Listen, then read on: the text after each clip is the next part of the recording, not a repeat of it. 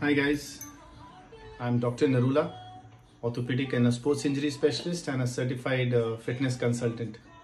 And I thought in this quarantine period you're seeing a lot of videos of workouts, but let me share with you my 20 years experience of some gym related injuries which I see very often in my clinical practice as well as in my everyday of gym workouts. When people walk up to me and come to me for a particular injury and a very nagging injury which keeps coming back. So I thought let me start some series of educational videos in which I can tell you a few gym related common injuries, how to recognize them, how to tweak your exercises, how to prevent them if possible, and of course when do you need to go to a doctor. So that is my endeavor. And today I'd like to talk to you about the shoulder injury. So we have this very common injury that we see in a lot of people, and every day I get one person who walks up to me and says that, "Doc, I have a pain either in this part of the shoulder or on this part of the shoulder, and whenever I lift anything heavy, especially like this, or I'm doing some exercise, I have this catch." And I myself have suffered from this injury a couple of times. And there are a couple of group muscles around your shoulder joint which form a tendon, and these muscles get injured when we are exercising. And you'll be surprised, guys, that this injury of shoulder, which is so common and so nagging and so recurrent, it actually, if you go back and try to remember, you actually had it when you were doing a chest exercise. So I just want to demonstrate that when you do a chest exercise, please don't go beyond your chest level. Try to remain here. Chest is a pushing muscle. A lot of trainers, especially to the newcomers, try to tell you, "Kiji, isko stretch karo," and like in the flies or pec deck, try to take it back. Well, I would ask you to refrain from that. Its chest is a pushing muscle, so you go till here and then come back and squeeze. Don't go beyond the plane. Don't go till here. Just from here, go right in the front. That way you will be able to prevent a lot of these injuries. And the other way is that when you're doing the front raises, we have been conventionally taught that you need to do an internal rotation. So I would say don't do this. And these are the two common ways in which you get your shoulder injury. Of course, the most important thing is when we have the shoulder injuries, we don't warm up. You come in the morning, you are in a hurry or you have to go somewhere, and you walk into the gym and you see a lot of people lifting heavy weights and you get pumped up and you straight away go and start doing your shoulder press. Please hold on to that. Shoulder is one muscle which requires a good warm up. And there are certain exercises that I'll tell you in which you can warm up. Please warm up before you do your shoulder exercise and you will never have these injuries. Secondly, when you finish your exercise, try cooling down with a few stretches.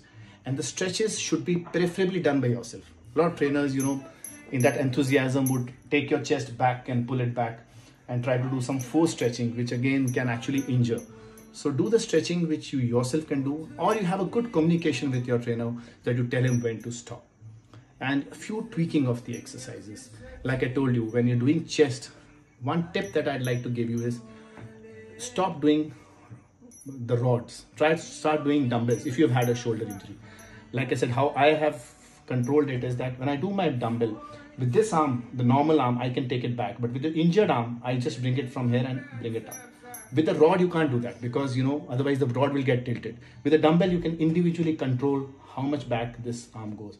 So start doing more dumbbells. When you do your front raise, like I told you, don't do an internal rotation. Start doing neutral rotation like this. Take it up like this, one by one. Don't do it like this. So few things, and very important, the moment you have a pain in a particular exercise. Now remember, this is the dictum. Whenever you're having a pain and doing a particular exercise, stop there. Because what happens, you start doing it and voila, the pain goes and you think, fantastic, my injury is healed. But no, because the body is warmed up, the pain is disappeared, only to come back the next day. So whenever you have this pain, nagging pain, go back home, apply some ice, rest for a day or two. I am from a different school of thought. A lot of people don't go to an orthopedic surgeon, especially people like gymmers like me, thinking that, the doc will tell them that stop exercising, stop your gymming. I can tell you with my 20 years experience as an orthopedic surgeon and as a gym goer that you should continue doing your exercises. Yeah, 2 or 3 days of break when it's acute pain.